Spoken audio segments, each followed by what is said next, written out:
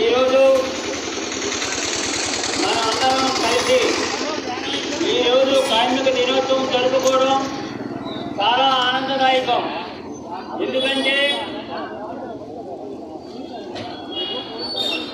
1886లో అమెరికాలో 10 గంటల కోసం పనిచేసి 10 గంటలు తగ్గించుకొని కష్టపడే వ్యక్తికి హక్కుగా భావించి ఆ రోజు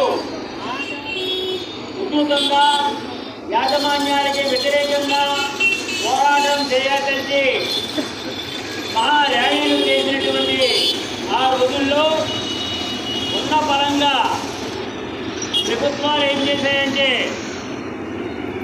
కార్మికుల మీద బహిరంగా నిర్మించడం జరిగింది.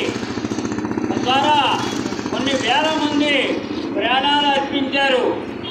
10 గంటల కోసం కార్మిక హక్కుగా సాధించుకోవాలన్న ఒక తపనతో ఒకప్పుడు రోజుకు 15 గంటల సేపు పని చేయించుకొని చాలికి తిండి పెట్టేవారు.